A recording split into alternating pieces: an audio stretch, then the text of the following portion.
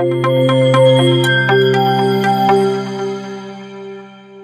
Friends, Balayya Babu నటించినటువంటి వీరసింహారెడ్డి సినిమాలో villain గా చేసినటువంటి దునియా విజయ్ ఈ సినిమా అంటే భీమ్ సినిమాకి తానే దర్శకత్వం వహించి అలాగే తానే హీరోగా నటించి కన్నడంలో రిలీజ్ అయిన ఈ సినిమా ఒక గ్యాంగ్ స్టార్ సినిమా.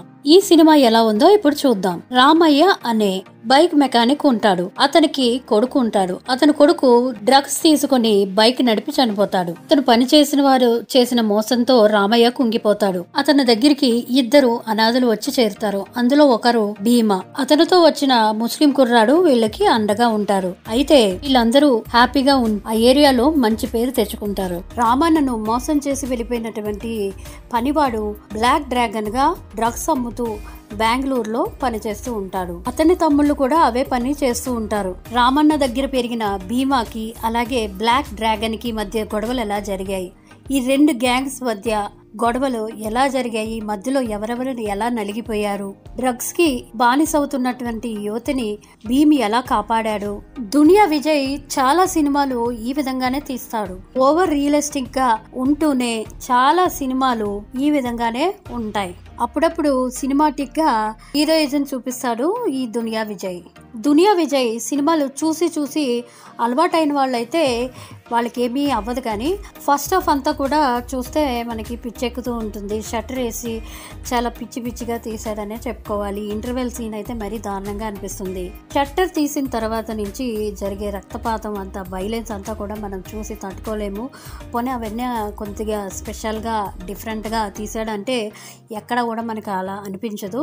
చాలా తెక్కగా తీసాడనే అనిపిస్తుంది. ఒక సైక్ ఫిల్మ్ టైప్ లోనే మనకు అనిపిస్తుంది చూసేంతసేపు. రోడ్లపై మర్డర్ చేస్తూ బస్సులు నడిపేసుకుంటూ లాజిక్ లేకుండా ఆ విధంగా తీశారు. వెబ్ క్యామ్ లో అందరికీ కనబడుతున్నా సరే అతను ఏమి చేయలేకపోతారు. అప్పటి వరకు హీరో లంచాలు తీసుకున్నటువంటి పోలీస్ ఒక్కసారిగా తన అన్నయ్య 7 పక్కన కూర్చొని తన ఇద్దరు పిల్లలు వేడవడం చూసి ఒక్కసారిగా మారిపోయి హీరోకి సాయం చేసేయడం వెరైటీగా అనిపిస్తుంది. సినిమాని చూస్తే ఇలా కూడా మారిపోతారా అనిపిస్తుంది. ఇటువంటి సీన్లు లాజిక్ లెస్ గా చిరాకు అనిపించే విధంగా ఉంటుంది. ఇక్కడ కొత్తగా అనిపించదు, బోర్ కొట్టిస్తుంది, చిరాకు అనిపిస్తుంది ఈ సినిమా చూసేంతసేపు. అతని గర్ల్ ఫ్రెండ్ పాత్ర గాని అలాగే అన్న పాత్ర గాని ఇష్టం వచ్చినట్టు ప్రవర్తిస్తూ ఉంటాయి. సరిగ్గా తిండి కూడా పెట్టని అన్నయ్య తమ్ముడు జైల్లో ఉన్నాడంటే బెయిల్ కోసం డబ్బులు ఇచ్చేస్తూ ఉంటాడు. పిచ్చి సీన్లన్నీ కూడా మనకి సినిమా అంతా కూడా కనబడుతూ ఉంటాయి. ఎక్కడ కూడా ఒక్క క్రాఫ్ట్ కూడా మంచిగా అని మనకి అనిపించదు. ఫోటోగ్రఫిక్ గానీ అలాగే బ్యాక్గ్రౌండ్ మ్యూజిక్ గానీ పాటలన్నీ కూడా ఒకే విధంగా ఉంటాయి. ఏమి ఆ గొప్పగా ఉండవు, కొత్తగా అనిపించవు. పర్ఫార్మెన్స్ చేసేలాగా కథ మాత్రం ఇక్కడ లేదని చెప్పుకోవాలి. స్క్రీన్ ప్లే అయితే చెప్పనక్కర్లేదు, సహనానికి పరీక్ష.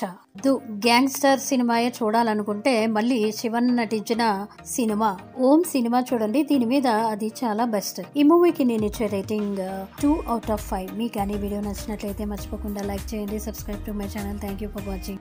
ప్లీజ్ సబ్స్క్రైబ్ చేసుకోండి.